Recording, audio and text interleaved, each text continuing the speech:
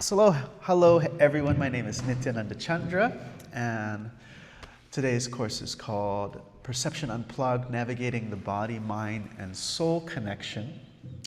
And those who have done yoga, you probably know how the body affects the mind. And you may have heard how the mind affects the body, but you may not be so aware of how profoundly the mind affects the body. And that's a big part of what we're going to be discussing. And also the tools, examine what are the tools so we can understand the self, understand what is beyond. And so, here we go. So, you've probably noticed that those kids are much bigger now. That's my wife and I. When I was 14, I became introduced to the philosophy of the East. I started reading Bhagavad Gita, like this gentleman here. It was a 13-year-old friend introduced me to some of the books of Srila Prabhupada. And by the time I was 20, in 1999, I became a monk. And I began studying very seriously and traveling and then eventually teaching. There's some events and some programs that I organize. So if you ever come to New York, there are two that I organize in New York City, which is called Soul Talks, which is at the Bhakti Center on Saturday nights, and then Darshan Room at the Brooklyn Temple on Sunday nights. We have Wisdom of the Sages. Actually, several of the people here, they're familiar with Wisdom of the Sages. #1 podcast on spirituality. I assist their podcasts in various ways. I put together their website, and I also teach classes on there. Particularly, I teach people how to memorize chapters of the Bhagavad Gita in Sanskrit. So if you want to really lock it in the consciousness and the mind and be able to read a book without a piece of paper or phone in your hand, it's really interesting. And so,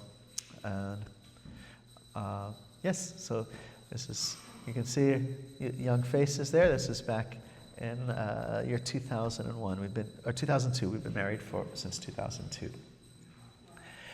So, a question for you: what is the only food that is given?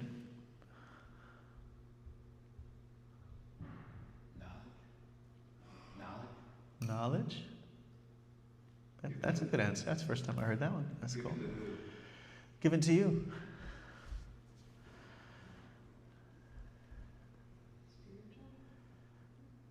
Food. What is the only food that is given? Fruits. So everything is something that you take.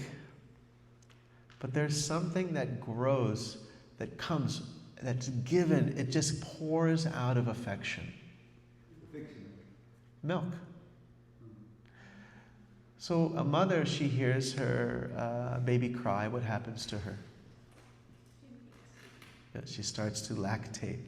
Like she may be going into a pharmacy, and inside the pharmacy, there is a little baby crying, and it's not even her child. But you see the effect of the mind immediately affects the body, and then she begins to lactate in the pharmacy. So here, I want you to tell me, what do you hear?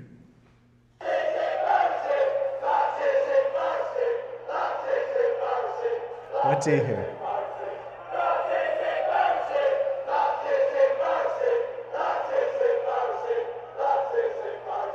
But now, what do you hear?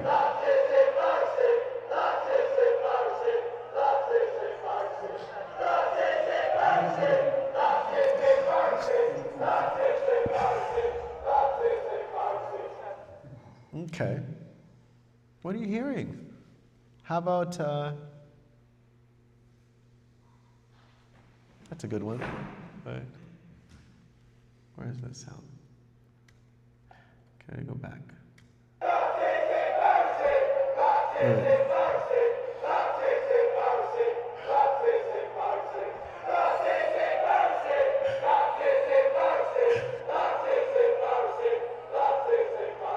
That's the favorite one there.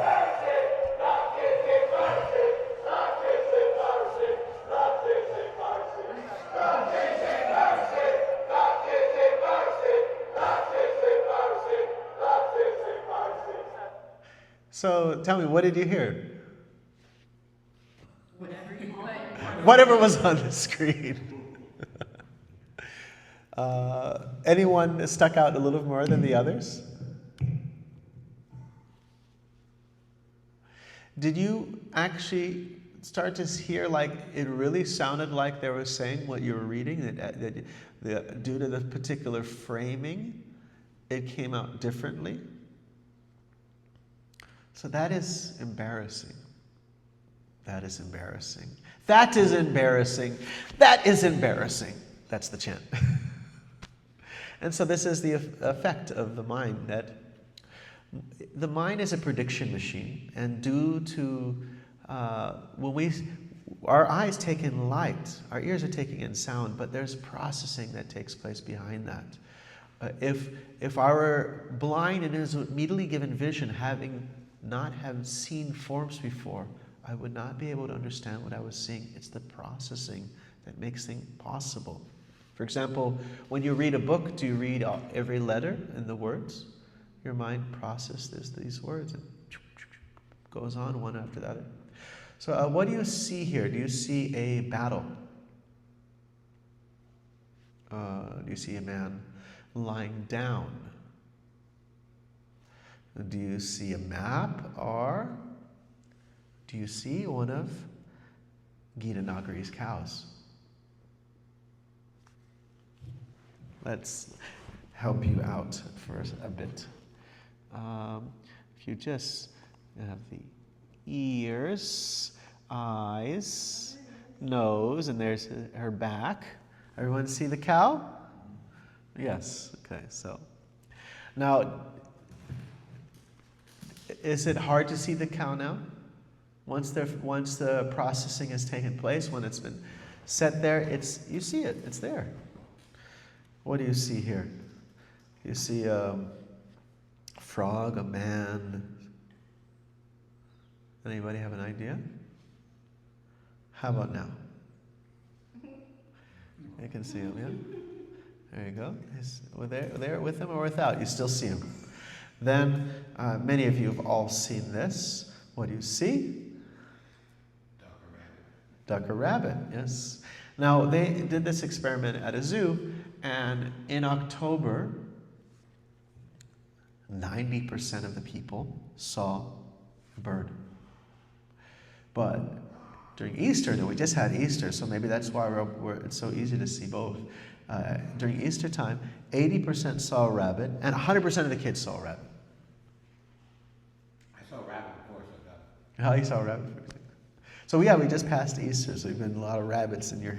So a lot of this information is coming from this book called The Expectation Effect by David Robson. It's like we said, the brain is a prediction machine, and the way these predictions work are very, very interesting. Many of you might have heard about the use of morphine placebos, like in World War II. They were running low on morphine, and so they started giving saline water and injecting. It's like, hey, we're giving you morphine, showing right in front of the person, and they find that that placebo morphine was 90% as effective as the actual morphine. This is because it is actually not a it's a psychogenic response. That your body actually responds. It is not just what is it? I'm forgetting the word. I remembered in the previous classes. There's psychosomatic and psychogenic. Psychosomatic means it's just in your head. Psychogenic means that they're actual physiological responses. And the one way they know this is that they would give a medication that would counteract the morphine. It's an anti-opioid medication. Naxalone, they would give this medication, and it would counteract the fake morphine, and the pain would come back. And so that means your body has, it's like your head's an inner pharmacy. It actually has a psychogenic response. This is for medications for Parkinson's, allergies. This one person, one of the first experiences of this was a lady in the 1800s. She had very, very severe allergies. If there was just one flower in the room, her whole body would flare up. her skin would flare up. She would start to choke, and she had very, very severe allergies. And so the doctor, he actually fashioned a very realistic false flower, and he carefully cleaned this flower from all kinds of pollen, and he put it in her face. And when she came, and immediately rash, everything started to happen in her body. And then he began to explain, actually, this is a false flower, and you can give it a shot, and everything started to subside. And just this awareness of that actually led to her becoming very much free from her intense allergies. Actually, she was able to smell flowers, previously just one flower in the room. And so the mind has its own way of responding to things. So we have an example of allergies, but even surgeries. Even surgeries, where this one person did 230 arterial stents, in heart surgery. And half of the patients were actually given the stent and the other half were not. But 100% shown a particular type of response that was there. You also have the examples of nocebos. Placebo means that which gives pleasing effects. Nocebo means things that give noxious or not pleasing effects.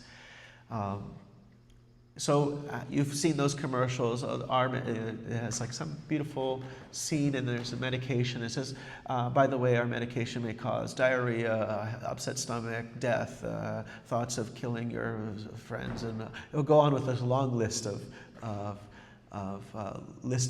the side effects that are there. But they found that there's nocebo response. There's actually side effects that come from the just learning of the side effects and the framing of it.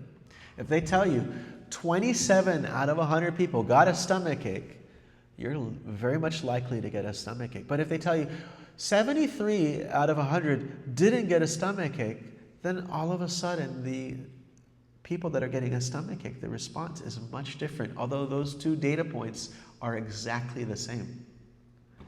So one example of nocebos is there was a medication called Eltroxin. Eltroxin was used for has been used for at the time, it was already 30 years in use. Tens of thousands of people using this medication. I forget what it was for, but basically once a year someone would complain, oh, I had an upset stomach. There was literally no bad symptoms that people were getting from this medication. The manufacturing had shifted to another region, and they, due to the manufacturing change, they actually, the color of the pill and the taste of the pill became different. And hundreds of complaints started to come in.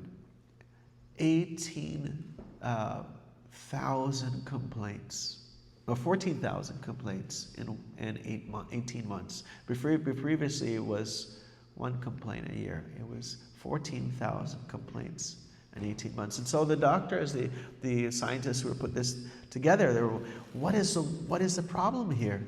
They analyze the active ingredients, they metabolize this at the same rate. Everything is pretty much exactly the same. It's a slight different taste, slight different color. But the people responded very differently because they expected that it was something quite different. And they, again, presented this information to those patients, to the public, and all those reactions started to go down. So this is very interesting. We have another man. This is a gentleman. He was having a hard time. He was taking some antidepressants, but then his girlfriend left him, and so he took all of his pills.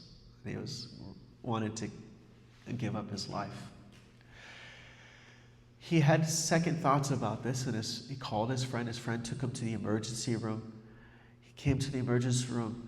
He said, I don't want to die. I don't want to die. I took all my pills. And he just collapsed on the floor. So they took him in. They are testing his blood. His blood didn't have the toxins that would match having taken that medication. They called his doctor and they found out that he had not taken anything. He actually took a placebo. He took basically, it's like he ate some M&Ms, you know. But his heart rate was dangerously low. And so this is just an example of how the mind affects the body. Many of you have heard, how many of you have heard about spouses leaving? Like a couple has been married for 75 years. One passes away. The other one passes away how soon after?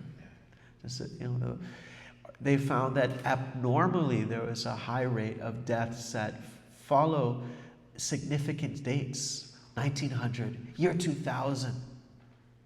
That people, it's like the person is willing, they're wanting to make it to that date, and once that gets past that date, the mind shuts down and body shuts down. They find this is significant dates for people, anniversaries, and for children, ill children, it's birthdays, because for children it's more important. You know, when you're 45 or something, birthdays are not important, but when you're a child, it's very important. So they found these kind of you could say self-willed deaths, but basically the mind is giving up its pursuit of life. What other examples? Here you got, we said the framing. Oh, Ray-Banning, they had an experiment. This is a Harvard experiment where they have people, they say, these are very expensive new Ray-Ban glasses. Read this text with the glare of the light. How many words can you identify? And then here's some cheapo ones. How many words can you identify? And the difference was quite different. But more significant was the flight tests that they did. They had these students, these cadets who were just starting flight school, and they do an eye test. And in the eye test, they can see how small of letters can you read. Currently, I'm still better than 2020. I don't know. I don't want to cross my fingers, knock on my Tulsi wood. Just hopefully it stays as good as it is now. But what they did is they would say, imagine you are trained fighter pilots. You are very, very elite fighter pilots, and we're going to put you in the flight simulator, and we want you to read the numbers that are on the planes, read their plane numbers. And all of these cadets could read numbers that were smaller than what they could read in the eye test. Now, the expectation, the belief of thinking yourself a fighter pilot is not going to change the shape of your eyeball. It's not going to you say you have glasses because your eyes are shaped in a certain way. It's not going to change that shape. But the nerves in your eye are a portion of your sight. There are much more nerves that are processing what you're seeing. So that's a lot of the vision, a lot of what we're hearing that is embarrassing is the processing behind it. Any questions, any reflections so far? Yes? I just had one addition. There was a guy, and he was terminally ill. I think it was cancer, and he heard this story that if you had a horse blood transfusion, you would live. And the doctors at first were like, no way in hell we're doing it. And then they were like, you know what, he's going to die anyway, sure. And it cleared up his cancer. It got rid of it completely. So they were like, this is a miracle. We have to study this. And they studied it, and they found out, obviously, it was placebo. And they went back, they told him, and unfortunately his cancer came back. Oh my God. Oh my God. The power of the mind. Yes, yes. So even our teacher, he said a massive percentage of sickness and disease was caused by the mind itself. And we have some other examples here. So we all have this thing in our head called the brain. And so how can we deal with this prediction machine? This is Virenque. He was Tour de France in 1997, July. He was no stranger to using performance-enhancing drugs. And so on the 12th session of the race, his coach said, hey man, I got this stuff. This is This is a new formula. You're gonna beat everyone with this. And he took this injection in his buttocks, and he's never felt so more empowered than this moment. And he nearly got first place. He got second place. He nearly got first place.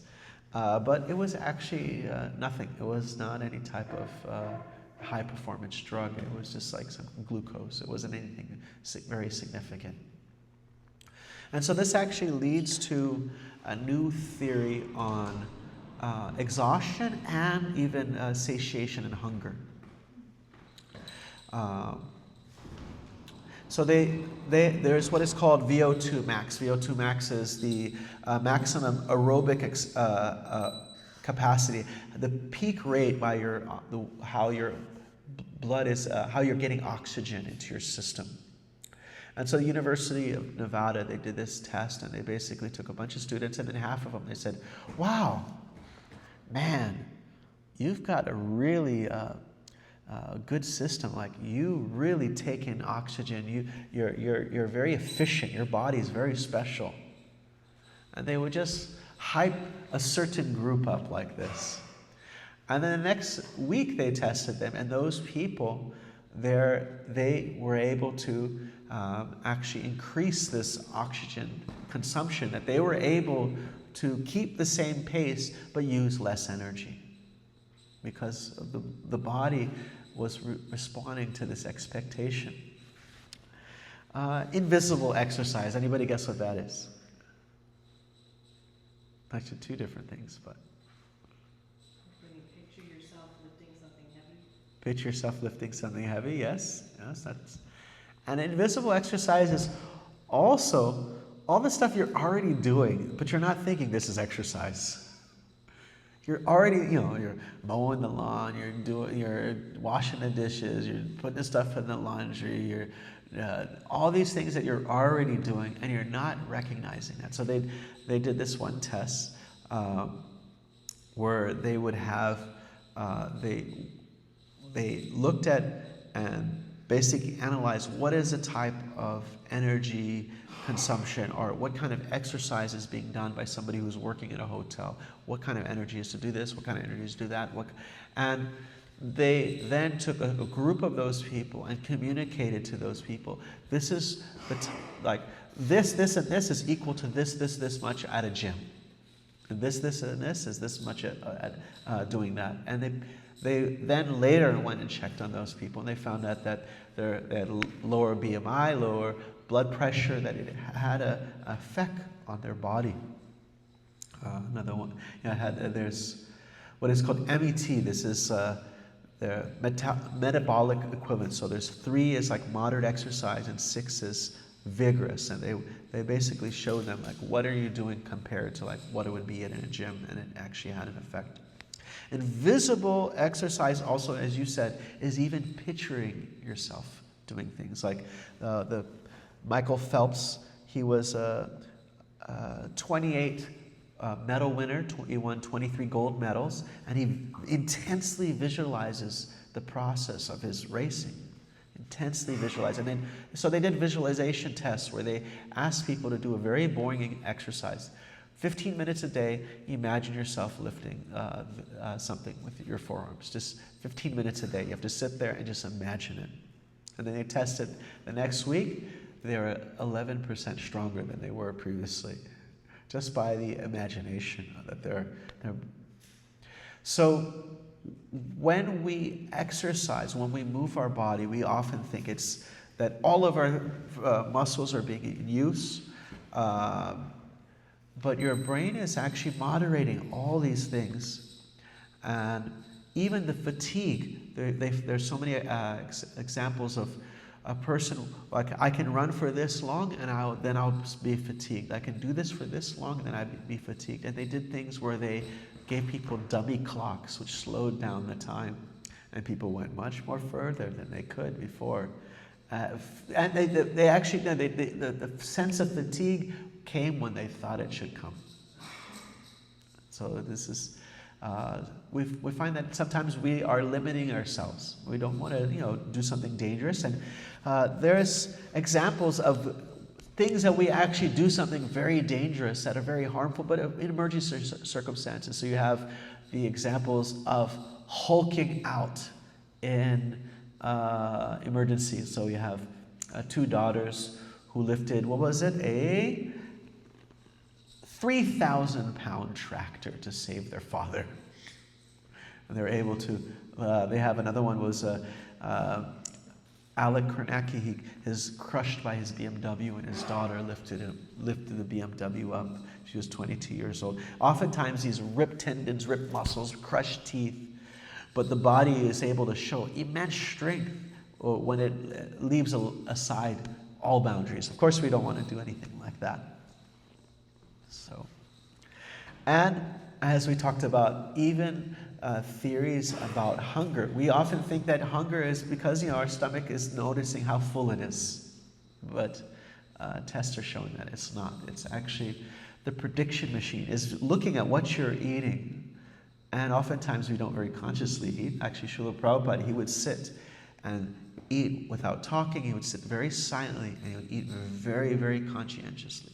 So we're often not very, we're just shoveling, like that's what I like to do. Turn on the TV and shovel some food into your mouth. The eyes don't know what you're eating. You're basically, the whole body doesn't know what's going on. So they did this test where they have a soup bowl, a big one and a small one. The big one is being drained, and the small one is being added a certain amount. So the person who had the big bowl of soup, they actually had half the amount as the person that had the small bowl of soup. The person who had the small bowl of soup is like, I could eat some more. And the person who had the big bowl of soup, even though they had a very tiny amount of soup, they're like, I'm so full. Because of that prediction that is going on. It often also affects our attitude towards healthy foods. If we think healthy foods are not very satisfying, then what happens? Our brain tells us, okay, you just had that healthy food, means you got to eat some more an hour later, 2 hours later. That's why the question is a donut versus a salad. So maybe they eat the salad, or even just seeing the mass of the food. If I show you 5 large bowls of fruit, would you think you could eat it? It seems like a bit much. Put it all in a blender, you could eat it. It's the same exact thing. It's just the presentation is different. 1, 2, 3, 4, 5, done.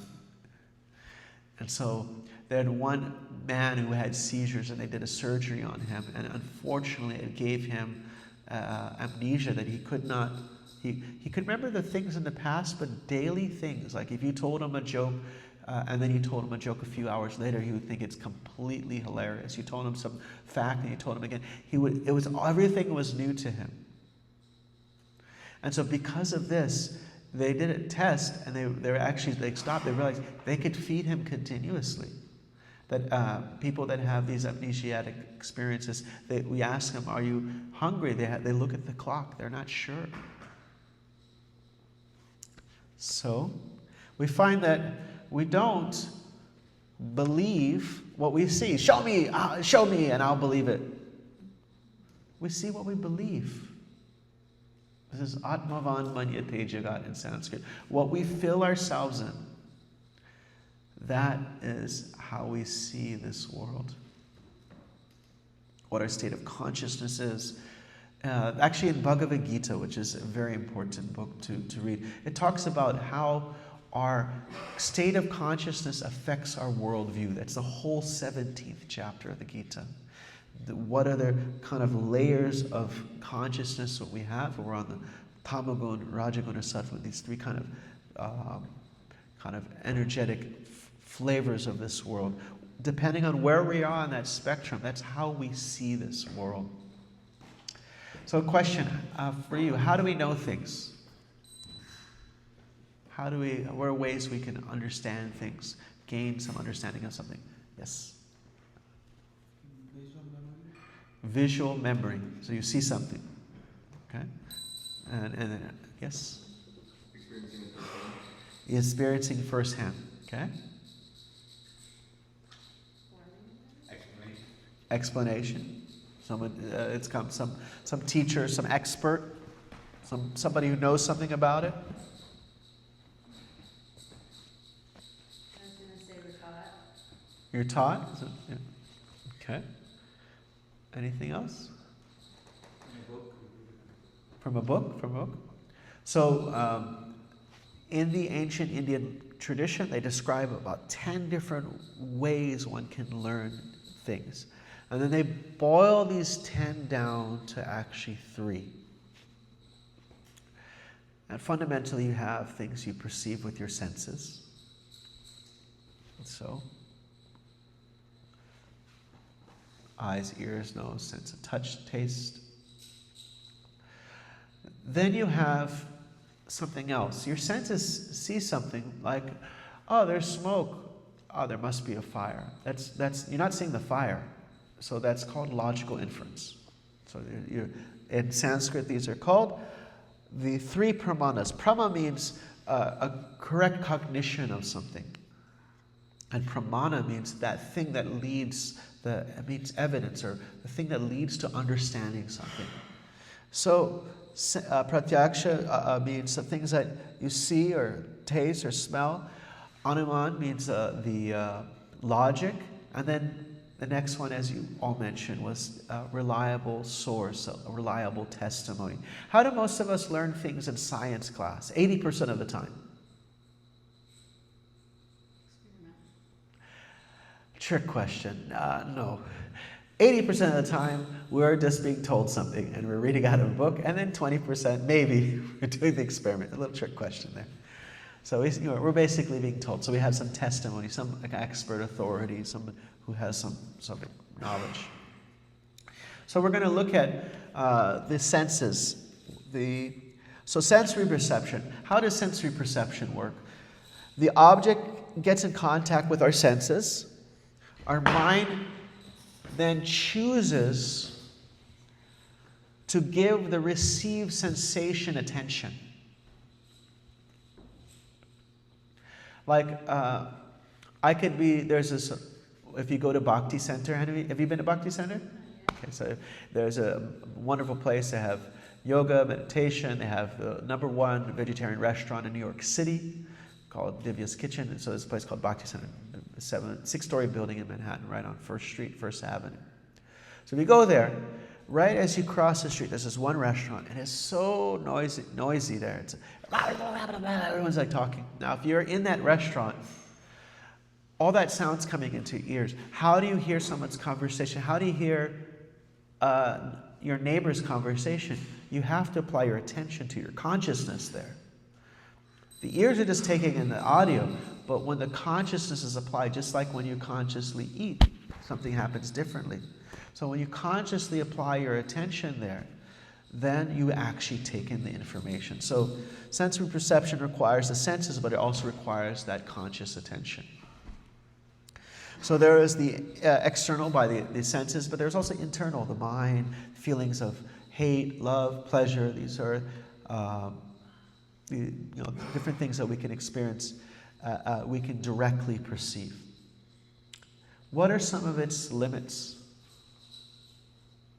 of sense perception? Our senses are imperfect. Imperfect? Well, how would you say they're imperfect?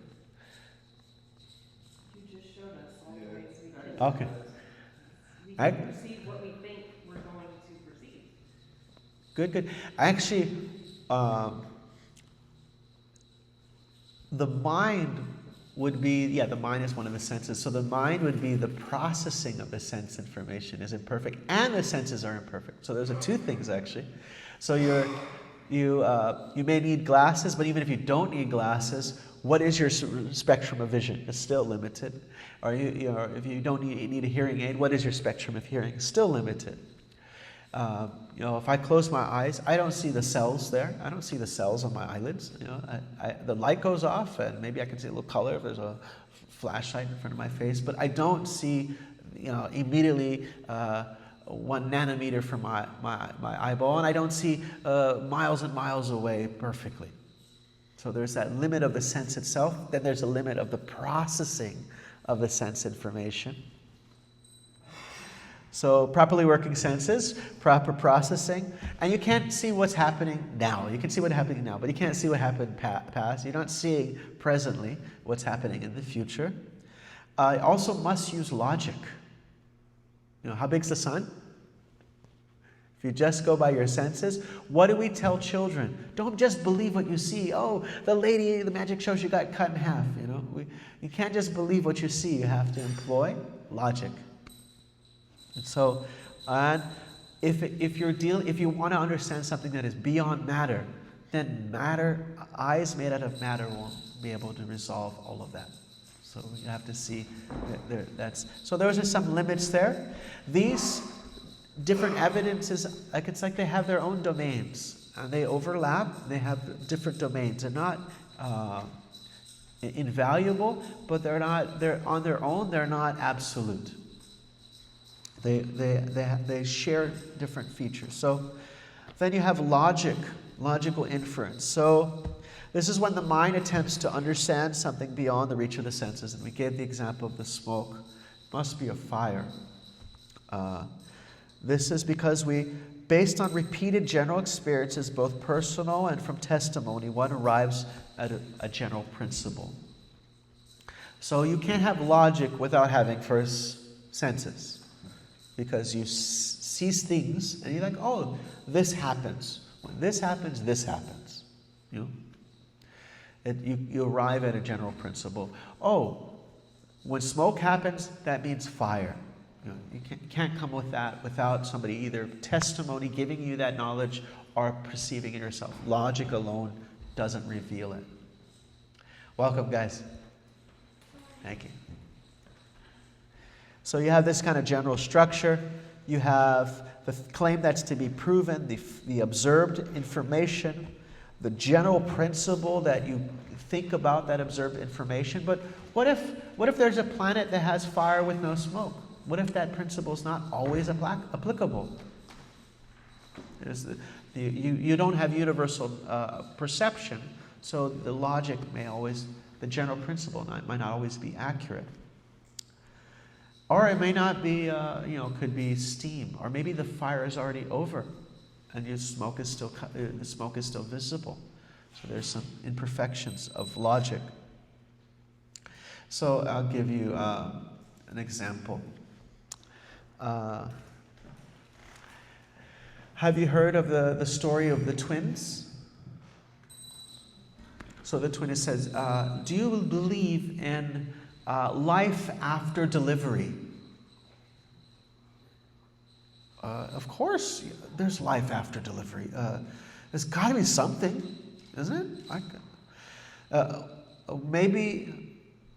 Maybe we're here. And they said, "There's no. How can you believe that?" He said, "Well, maybe we're here now, preparing for something something after. Maybe that's what we're doing now. Is we're preparing for ourselves for the later." He said, "Nonsense. That is not logical. It's not logical. You know? Maybe it's intuitive, that's what we would say, but it's not logical. Nobody lives after delivery. What kind of life would that be?" He said, "I don't know. Maybe we will. Maybe there'll be more light than there is here, and maybe we'll walk with our legs and eat with our mouth." That's ridiculous. Walking is impossible, and and eating with our mouths, that's absurd.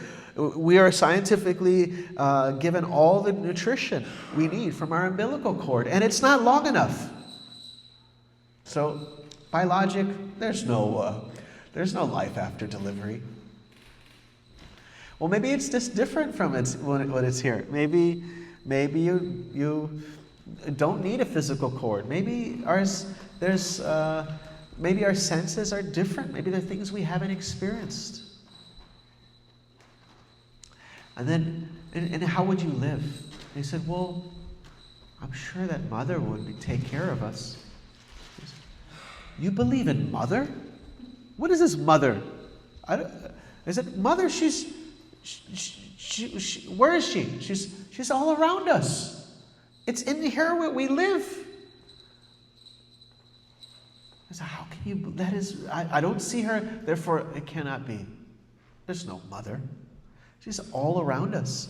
He says, sometimes when I'm really silent, I can feel her and I can hear her call of love. So there's some limits to logic there, you see? Here's a question for you. Who painted this? Michelangelo. It's one of the turtles. So, was he Asian? Was he Norwegian? What part of the world? From Delhi? Italian, probably, yeah. And was he? Where's this painting at? Anybody? Sistine Chapel. So how do you know all this? How do you know this information? You may say, "Oh, I went there. I went to Sistine Chapel. I saw it." Well, did you see Michelangelo? No. So what you had was reliable testimony. You know? So this is reliable testimony reveals knowledge of subjects which lies beyond our range of our senses. Like, for example, who here believes Japan exists? Right? And anybody have been to Japan? One? Okay. So we have one person who's been to Japan, but the rest of us believe that it exists. And we may try to figure out, okay, does Japan exist? Okay, get on the roof and take out a telescope and see if Japan exists. See if that works. Or you could, use your sense perception. It's not going to get you there. If I use my logic, well, we're in Gita Nagari and they have good pizza. And so Japan must have good pizza. And then someone says, no, that you're pizza pomorphizing Japanese people. It's the opposite. It has got to be the opposite because it's another place. So Japanese people hate pizza. And another one's like, no, they love pizza. And another one's like, they hate pizza. They're both working in this little box called logic. They don't have any information. So similarly, can you tell me who painted this with logic? By looking at the painting, can you tell me what is this person? This is a woman who painted this. This is a man who painted this. Was this a Norwegian or a North African who painted this? No, you don't know without reliable testimony. This is what we rely on every single day. How we believe in different countries' existence, how we catch the train, how we take different routes to go to different places. All this is coming from some reliable source. Now, of course, when we approach a reliable source, it should be logical. There's other things that should be involved. For example, if I have a newscast from Japan and there's a big giant lizard breathing blue fire, knocking down buildings, and I say, this is happening in Japan right now, we may doubt it. That may not seem so reasonable. It may not stand to our own direct perception of this world. Things like that don't happen in this world. So you're not obligated to engage with that information. It's also, this testimony means, it's this source of information. It's also the most reliable tool for conveying knowledge from one person to another from time, separated by time. If you want information from thousands of years ago, and it's not by logic and it's not by your own perception, you got to rely on some source, some data. So as we mentioned the inadequacies of the other two, one can imagine an inadequacy for this one. So this is a story from 500 years ago. And they were in a place called Vrindavan. And they went to a personality and they said, Chaitanya, Krishna is dancing at night on top of the multi-headed serpent Kaliya. He is doing his divine dance. And the jewels of this serpent are glowing in the night. Chaitanya said, well, according to the sacred tradition, the form of Krishna, he appeared 5,000 years ago, but he's not coming in Vrindavan in this form, in this time. So he said, but we've seen it, we have seen it. And what they found out was actually a fisherman who was using his light at night. He was catching fish with the light. But they're taking this imagination, like we said, the incorrect processing of the senses. So just like the others, we also have to challenge it. So in the Bhagavad Gita, Krishna talks about his universal energies throughout the universe. How the sun and the moon are his eyes, the rivers are his veins. He talks about this kind of universal feature. And Arjuna says, show it to me. Give me that perception. Also, in our teacher commenting about that, he said, somebody might come to you and say, I am God. Receive my testimony. But you should test it and say, okay, show it to me. So all of these different forms of evidence, they have their different domains. Perception without logic is paralyzed. Like if you just believe what you see, then you might not think the sun's going to come tomorrow because you're not believing in logic. Or logic doesn't work without perception. It requires previous information to come up with a logical conclusion. And testimony. If you don't accept logic and perception, then you just become gullible and you believe anything. So we have these three things, and they're all together. Now, if I want to understand defects of cognition, we've discussed some of these things. You have the deficiency. These are some of the deficiencies of understanding our world. Deficiency of our sense organ, the processing. Then you have the times that we're not conscious. And so we're missing out. We're missing things because we're just not being mindful or aware. And the key example, the example of the processing error number 2 is a person has to go to the bathroom in the middle of the night in India, and he opens the door, and what does he see?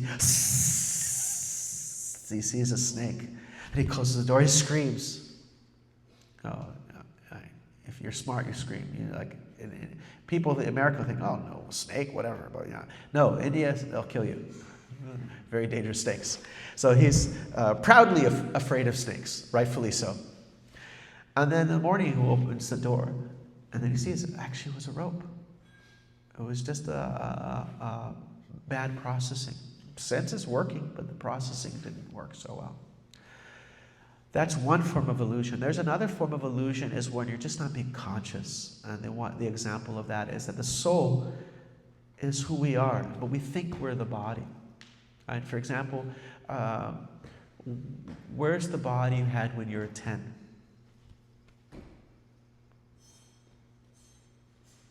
Where is it? Tell me.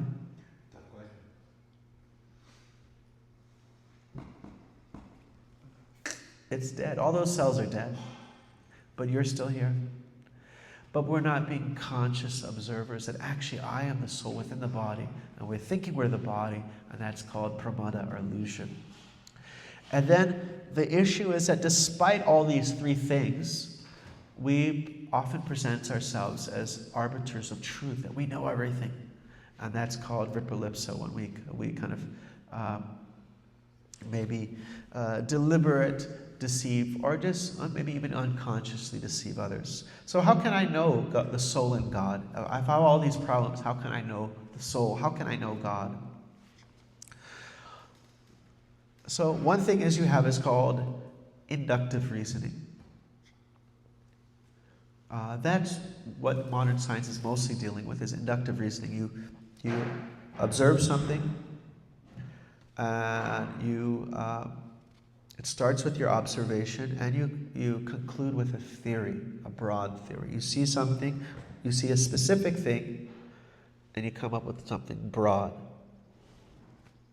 Deductive reasoning is where you start with a broad principle.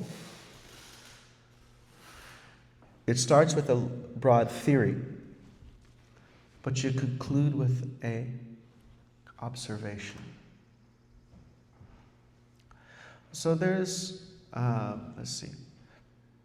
So the fast track, this is called Bhakti Yoga. Bhakti means pure devotional service unto the Supreme. So bhakti is something that can be directly perceived. Something that can be perceived not as something that is perceived aided by something else. Like, for example, you're perceiving vision aided by your eyeballs and your brain.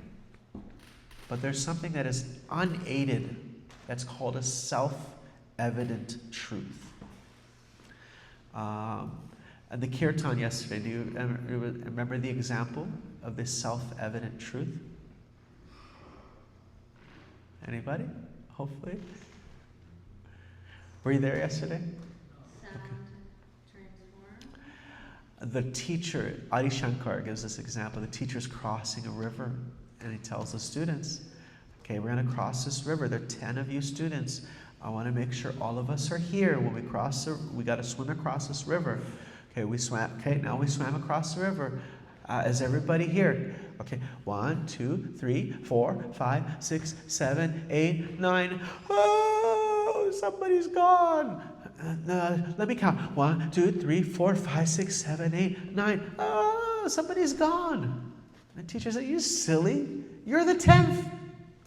It's self-evident. As soon as that information hits the consciousness, it blooms. It doesn't, like, oh, give me the proof of that. Give me the perception of it. No, as soon as you hear it, it stands on its own. It doesn't, that information stands on its own. Now, how am I seeing you? Was it the aid of something else? I'm seeing you with the aid of sunlight. I'm seeing you with the aid of electrical light. But how do you see the sun? It's unaided. It comes with its own light. So that is called a self-evident truth. So you can perceive the soul like that. It's self-evident. And then the sacred tradition has literature that is understood to be what is called aprushekva. It means it's not coming from mankind. It is not coming from a human origin. It's actually eternal. And that is like what we said is deductive. It's presenting a theory or presenting an information, and then you observe it. You do the experiment, and you see, does it work? And that experiment is something you apply upon yourself, and it becomes either self-evident truth, or you see, well, maybe it doesn't really work. And so in the Bhagavad Gita, chapter 2, Arjuna asks, what is it like? Somebody who is, somebody who is, wait, hold on. Someone who is self-realized. What are the different qualities? Let me see. I can just open it up. Chapter 2, the very end. Chapter 2. How far did you get in your reading of Gita, gentlemen? Oh, don't do that. Thank you, sir. Thank you. Oh, I touched it. You finished it? All right. Nice. So in the end, there's this, it's called Atmarama of chapter 2. What are the symptoms of those who have transcended? What are their qualities? One who is not disturbed in mind, who is equal in happiness and distress, a stage of steady mind. He finds satisfaction in the self alone. He's unaffected by whatever good or bad may come to him, neither praising it nor despising it. There are other examples that he is equal to even friends and enemies. This is something that can't be faked. No? There's something that is, like if someone says, you're saying bhakti or devotion, connection to God with love is actually going to satisfy the heart completely. But I believe that just a psychedelic mushroom can give me all of that. But the proof, what is the proof? How do you know you're eating food? What are the qualities of consciously eating food? What happens to a person when they consciously eat food? Taste it. They taste it. You get the pleasure of the taste. Smell? Yeah. Get the smell. Sense of experience. You get an experience. What else? Come on. You see what else happens to you when you eat food? Full, yes. Hunger goes away, and there's so you got the taste, the experience. The hunger goes away, and there's another one. Satiated. You get some nourishment, something that. And so similarly, it's described in the Srimad Bhagavatam. I don't know if they have it on display. There's some of the Bhagavatam on the top shelf there. It's a very large book. But it's described, Bhakti Paradeshavana Bhakti Anyatra Chaisha Chika Eka Kala Yata Tatapa Tatapada Tushti Pushi Shudpayanu Gasham. That just as you eat food, and with each successive bite, there's taste, there's some nourishment, and the hunger is going away simultaneously. Bhakti, or devotion to God, is producing pleasure that experiencing as a self-evident truth. There's awareness. So you start to become more conscious. You start to see, oh, that's not a dog. That's a soul in a dog's body. That's not a white person or a black person or a Chinese person. That's a soul with this type of body or that type of body, that type of body. That's a soul. Our consciousness starts to become expanding, and that inspires us just like nourishment inspires us. But the last part is really what can't be faked, is the hunger going away. The drive to chase after the temporalities of this world, that is reduced with authentic spiritual connection. So this is the way we can understand divinity, is we find with some introspection we might understand ourselves as a soul beyond this body, but to actually understand what is the divinity beyond, it's just like, if I want to learn about Japan, I have to find a source. But that source, we should not be pressured to like, oh, you have to believe this is some sacred text, just believe it. We shouldn't feel pressured to just obligated to engage with any type of sacred religious literature. We should find something that is reasonable, intelligent, logical, and then see, not only is it reasonable, intelligent, logical, does it do its job? Does it work? Just like if I give you a map of the MTA and I say, hey, use this map and it's going to take you to this route. But my niece, who's 5 years old, she drew it, and Staten Island's in the middle, and Manhattan's over here, and Brooklyn's at the top, and Bronx is over here. It's all over the place. You're like, okay, that looks like a map, but it doesn't seem very reasonable. So first we see, is it reasonable? Then we can actually get on a train if it makes sense. And we might not have a full awareness of the end destination, but we can see, okay, it said it's going to go here. It says it's going here, but it did go here. And it did go here.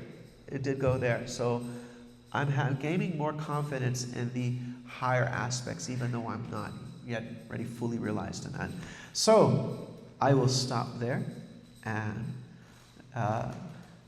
ask if there's some comments, questions, or what will you take home with you today? Yes? I have a question. Go for it. So, obviously, we all have pre-existing beliefs about ourselves. I'm trying to think of it. Like you mentioned, seeing healthy food is not tasting as good, and then perceiving it. Is there any tricks or recommendations you would make for hijacking the mind in a sense? So there are many different ones. There's at the end of each chapter they talk about different ways. So, for example, the nutrition, when there was a place where people were low in iron deficiency, and so they started to give them this mixture that was very high in iron, and they tested their blood, and it was like nothing changed. And then they made food that that was of their culture. They made it visually appealing, and people ate it with great consciously ate it with attention. And then their iron levels went up. So just being in general, challenging our assumptions.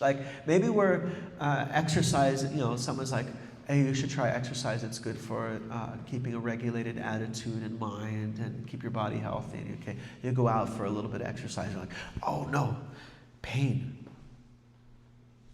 Exercise bad. exercise is bad. And you're like, no, this, my body's telling me this is something really bad for me. But maybe we get some more information. We find out, okay, this is a growth. Actually, the pain is good. It's showing that there's something happening, and you may grow through it. Even attitudes towards anxiety and stress. They found that people think that anxiety is bad. They found out that actually those who had different attitudes, that actually this challenge makes me stronger.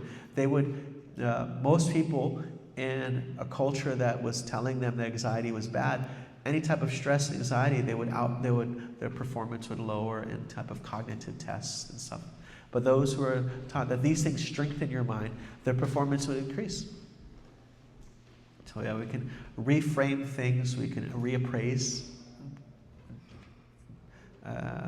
check our own conditionings. Yes?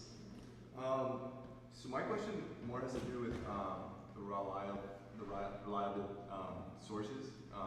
With spirituality, we're so blessed to have Srila Prabhupada and the Dharma system with Bhakti Yoga, so we kind of know where that information is coming from. We know it's reliable.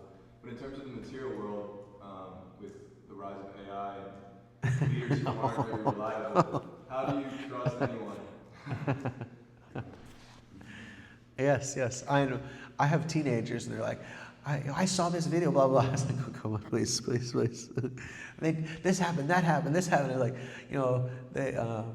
they fully replicated a dire wolf. I was like, really look at the article. Like, they took some of the traits of the dire wolf. And like, so, material world, how do we know material things with clarity? We just challenge our assumptions. Anyone have any other advice? Well, in my experience, sometimes you can't. And it may not be so important to our own situation. Whether it's like, some politician, or whether there's just people behind the politician. It's like, it's still, you have your life, and you just, it may not really be what's most important. Yes. Anything else? What will you take home with you today? What's your takeaway doggy bag? Yes. To be checking in with my internal dialogue, particularly during things like eating, and really anytime seeing how I'm talking to myself, and if I can change the framework to be something that would serve me and possibly elevate rather than bring me down, because I've felt this before, but I'm really feeling how important that internal dialogue is. Perfect. Yeah, so you might have, I don't know if they've discussed the three modes of nature. So they have Tamagun, Rajagun, Sattvagun. So Sattva means there's clarity, there's more clarity there. And with clarity, our material life becomes more progressive. Clarity, Sattvam Brahma Darshanam. We can even see spirituality. Sattvam Brahma Darshanam. Just like if we're in a soundproof room, then maybe Gitanagari in the future will have, underneath this building, we'll have a soundproof room for studio recordings. And then you don't know what's going outside. You have no idea. And then you come to the basement, and there's no windows, but you kind of have an idea. You hear some boom, boom, boom, boom. You hear, oh, maybe they're doing some kirtan out there. But if you look out the window, you may be not really out there, but you have a clear view of it. So that is called Sattvam Brahma Darshanam. When you have in clarity and a serene mind, you see divine. You actually start to see things you become more clear in this world. So we want to clean the mind, keep the mind pure and in a very serene state. Try not to pull too much garbage into it. Thinking about a lot of the stories I've told myself over the years too, and wondering if I can change some of the things that, well, I'm just this way, or I'm just. Oh yes, yeah. I can do this, but I'll never do this pose. That's it's not in my wheelhouse, so Yeah. maybe we can reframe the Yes. internal dialogue and make some. Or I'm not good at art. Oh, I'm not good at writing. Oh, I'm not good at this. I'm not good at that. We find that there are so many examples of the mind putting limitations there. Is it okay to fake it in the beginning? Yeah, we can act with enthusiasm. Yeah, we can put in some enthusiasm. We don't have to be absurd, but we can be enthusiastic. Yes, Mohammed. It's called the mind, body, and soul connection, right? Yes. And, I feel like for me, when I'm working on all three of those in unison and getting healthier in each aspect, I'm just more aware and I start to, just everything starts to come together more. Like my frequencies are more in tune and things are attracted to me more, and I start to see more clearly. And when one is off, kind of throws the whole cycle off. So- like I can be healthy, I can be reading a lot of good stuff, but my diet's horrible, or I'm surrounding myself with negativity while my diet is good and my exercise is good. So having a balance and keeping all three of those healthy Nice. helps in staying the course. Perfect. So what do you do if like you find yourself in that funk? What's a good way to get it? Sometimes I just detach from everything and then try and reset, why I'm here. And that was my follow-up advice, is that we often get our biggest influence, our mind's influence, by what we surround. That's like if we're talking about free will, what is our choice? Our choice is mainly what we surround our mind. What happens in the mind, the mind's its own beast.